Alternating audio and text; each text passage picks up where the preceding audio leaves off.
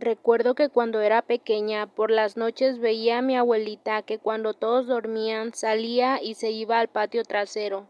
Se ponía detrás de un enorme árbol grande, y en vez de salir mi abuelita salía un gato blanco. Recuerdo que cuando fui a visitar la tumba de mi abuelo al panteón, le pedí que nunca me dejara sola. Esa misma noche, mientras dormía, escuché la puerta de mi cuarto y una voz terrorífica me decía: «Déjame pasar, soy tu abuelo».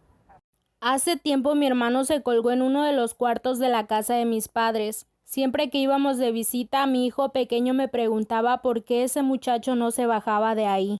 Mi mamá cuenta que cuando era pequeña, por las noches tenía que dejar encerrada a una de sus muñecas en su closet porque si no, ésta se subía a su cama y no la dejaba dormir. Estaba acostada en mi cama escuchando música con mis audífonos. Mientras cantaba la canción que estaba escuchando, vino un comercial y mi celular se paró. De pronto escuché como debajo de mi cama me hicieron shh. Mi abuelo cuenta que una noche vio a uno de sus chivos en el patio de su casa. Pensó acompañarlo hasta el corral, pues pensó que se había salido. Pero dice que cuando vio que tenía patas de gallo en vez de chivo, entonces supo que esto no era normal. Estábamos viendo la televisión cuando mi hijo pequeño me dijo: «Mira, mamá, se parece al señor que viene a nuestro cuarto cuando dormimos». Mi abuelo decía que el ataúd de un difunto siempre debe ser a su medida, ya que si éste queda grande podría llevarse a más familiares con él.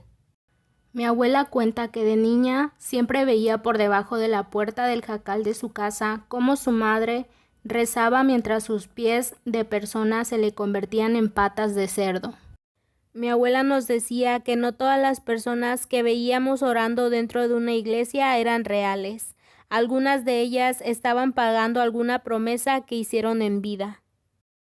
En el pueblo donde vivo, cuando están velando a una persona, cada hora se tocan unas campanas para ahuyentar a los espíritus que quieran acercarse a donde está el difunto. Una vez le pregunté a mi hija pequeña cómo se llamaba su amiguita imaginaria. Me dijo que Andrea, justo como se llamaba la hija que había perdido mi hermana mayor. Después de que mi madre partió, soñaba todos los días con ella. Soñaba que me abrazaba y me miraba, hasta que un día en un sueño ella se volteó y pude ver cómo de su falda salía una enorme cola. Entonces comprendí que con lo que soñaba no era mi madre. Un día mi hija estaba haciendo caras extrañas. Cuando le pregunté qué hacía, me dijo: «Mira, me parezco a la mujer del techo». Mi hija pequeña estaba cargando a nuestro segundo hijo recién nacido, y mientras sonreía le decía: «Creí que jamás te volvería a ver». Mi padre tenía 3 meses de haber fallecido. Un día mi hijo me preguntó por qué el abuelo seguía en la casa. Un día le pregunté a mi hijo cómo era su amiguito imaginario. Me dijo que era raro, porque tenía la cara de un anciano pero la voz de un niño pequeño. Recuerdo que cuando era niña e iba a la casa de mi abuelita a dormir, veía cómo unas cabezas pelonas se asomaban por el techo alzando la lámina.